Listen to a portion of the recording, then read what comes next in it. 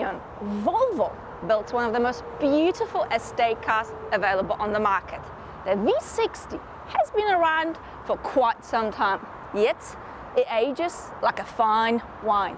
But the question is, can this Swede take on the Germans, the likes of BMW 3 Series Estate, Audi A4 Avant? Well, time to find out. 1, 2, 3.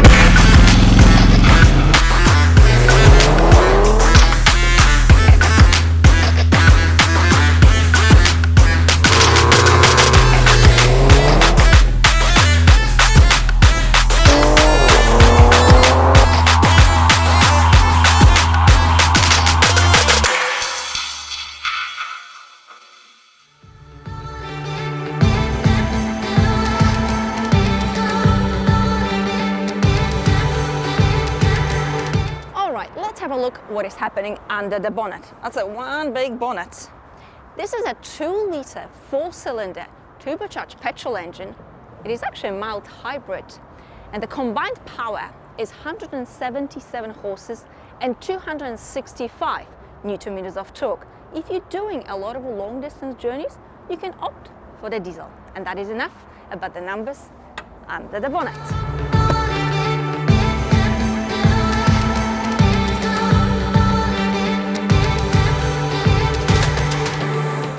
Since this is an estate, we need a big boot.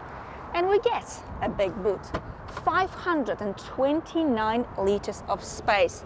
The floor here is flat, very practical shape of the boot. Useful hooks around, okay? We even have a spare wheel, which is actually becoming quite rare nowadays. If this is not enough space, you can of course fold the back seats down, and then, well, you can carry an elephant, and that is enough about the boot space.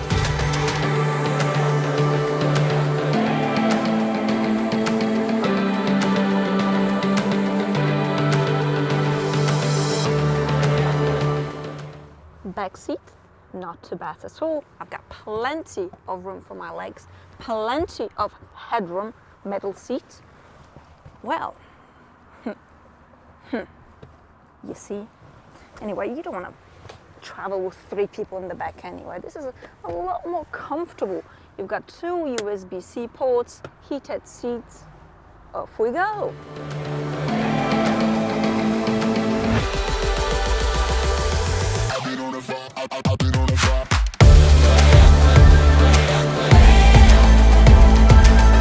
The cabin is, well, simple but very elegant. I love these driftwood panels. Classy. The quality of the materials, the fit and finish is superb. Even the plastics, they don't feel hard, and they certainly don't feel cheap and nasty. Let's jump into practicality test. Large bottle of water. You can easily fit that in the door bin. Pop that bottle in down here. Very good storage space. You've got plenty. Large pocket, 2 USB-C ports. Very good. Glove box, large size, practical. I do like the design of the wireless mobile charging. One button here. You can lock it. Tidy home is a happy home. And if you don't want to keep your mobile phone on display because you've got secrets, you can just close it. You see how neat? 12-volt socket, very good. I like this petite gear lever. Portrait style, touch screen. The system itself is easy, straightforward, and it's actually quite simple, but gives you everything that you need. You do have an active built-in SIM card, which means you've got Google Maps, which means it makes your life a lot easier. Very quick to respond. You see good graphics. I like that.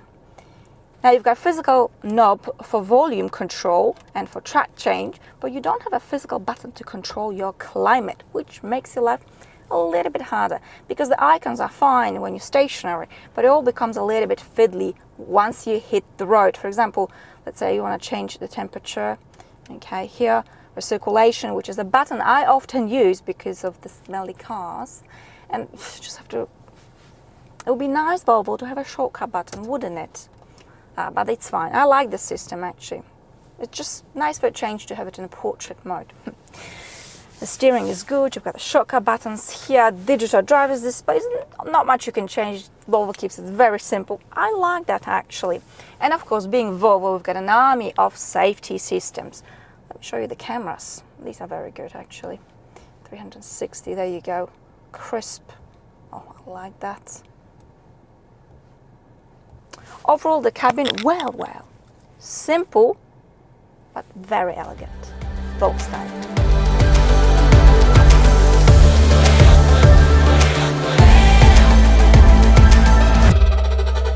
Okay, a launch control, a rock and roll.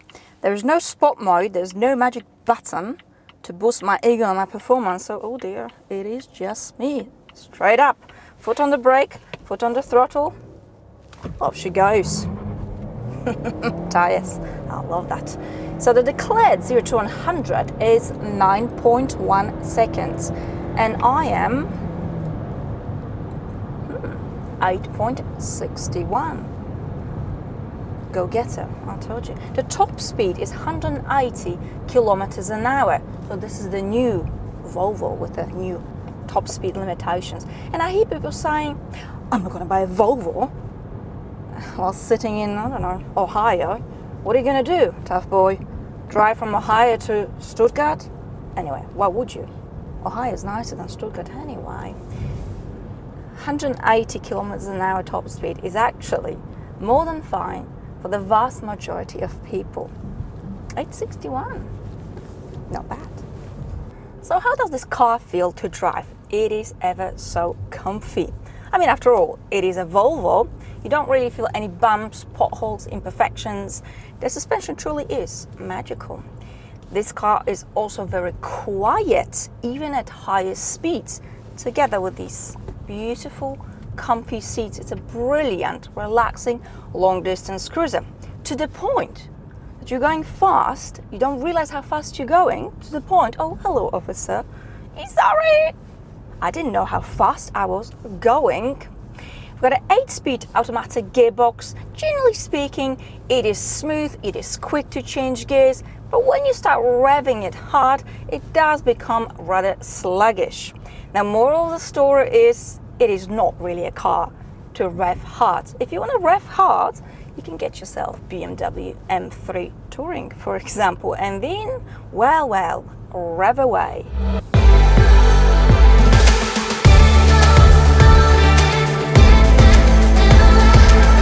So when you think Volvo, you think snowy, frosty, Swedish landscapes, and a gorgeous all-drive Volvo that's going to conquer it all. Well, wake up, darling. The model I'm testing today is actually front-wheel drive. What an amazing all-drive fantasy that Volvo has created, because I reckon a lot of people don't think Volvo even produces front-wheel drive cars. That's the thing about fantasy. It's a bit of a lie. Truth be told, most of us don't actually need an all-wheel drive car. What absolutely all of us need are solid tires. Don't forget about that, kids. So we've got brilliant cameras, but we also have very good visibility. We're sitting lower versus an SUV, but we still have very good visibility over the bonnet, no blind spot in the front, big rear window, and absolutely nothing can stop me. Power and punch. Let's check. I'm going to floor it. It feels pretty quick. An electric motor gives us that healthy shaft, but as you can probably hear, the gearbox can't quite keep up with my heavy right foot. But it's okay. I mean, I did floor it like a nutter. When you take this car on a twisty road, it is not as sporty as BMW 3 Series Touring, for example, but that's the nature of this car. And if it was otherwise, well, I would start to worry what BMW actually stands for. Also, alles in Ordnung. But when you're on a twisty road, the handling here is impeccable. It is solid. The car doesn't lean around the corners. You feel safe and secure. And this is an advantage over an SUV. Oh.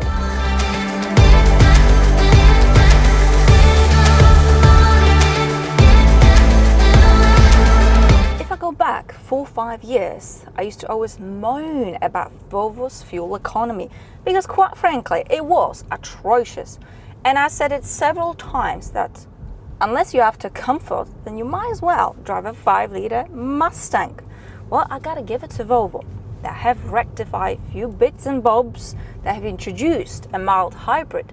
And now my fuel economy, a combination of a congested city, motorway, B roads, is 8 liters, which is a very reasonable figure to expect from a 2-liter combustion car of this size.